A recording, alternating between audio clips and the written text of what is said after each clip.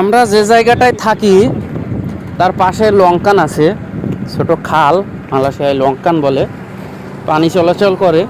তো সেখানে প্রচুর পরিমাণ মাছ আছে, কিন্তু মাছগুলো আপনার মাঝখানে, ঠিক আছে, মাছগুলো মাঝখানে, যে কারণে আগের দিন আমাদের লোকজন গিয়েছিল, অনেকগুলো ট্যাংরা মাছ ধরে নিয়ে এসেছিলো, যেগুলো আমাদের দক্ষিণের ট্যাংরা বলে, বড় বড়।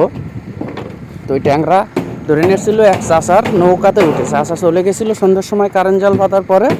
আমাদের লোকজন যে তারপরে ওরা ওই নৌকায় করে অনেকগুলো এক বালতি ট্যাংরা মাছ ধরে নিয়ে এসেছিলো, আপনাদের দেখাইছি আগে, ভিডিওতে আছে, দেখবেন। তো আজকে কাজ 5টা পর্যন্ত হওয়ার পরে সবাই ভাবলো যে লোকের নৌকা ব্যবহার না করে নিজেরা একটা নৌকা বানাই ফেলাই। তো তেলের ড্রাম ছিল খালি, সেটা দিয়ে আর পাপ্পান আর কায়ু দিয়ে এই যে একটা ড্রাম বানিয়ে এখন মাছ ধরতে যাওয়ার উদ্দেশ্যে সবাই যাচ্ছে।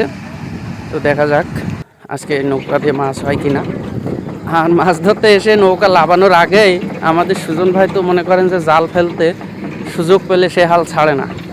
সে সবার আগে এসে মতো ঝম করে যে জায়গাটায় পানির স্রোত চলে সেখানে এক খাপন ফেলে দিল। তো দেখা যাক তার জালে কি মাছ ওঠে। আর এদিকে নৌকাটা আস্তে আস্তে লাবানো হচ্ছে, কিন্তু লাবানোর সময় আমরা যেটা খেয়াল করলাম যে এপাশ ওপাশ গোয়াং গোয়াং করছে, মানে টাল মারামারি করছে আর কি। তো মনে হয় না যে এটাতে উঠে এভাবে মাছ মারা যাবে, ঠিক আছে। তো এখন লাবানো যেহেতু হয়ে গেছে, দেখা যাক আস্তে আস্তে কি হয়। আর পাপ্পানটা যেহেতু ছোট হয়ে গেছে, ড্রাম 2টা দিয়ে হয়েছে, সুযোগ ভাই জাল টেনে তুলে ফেলছে।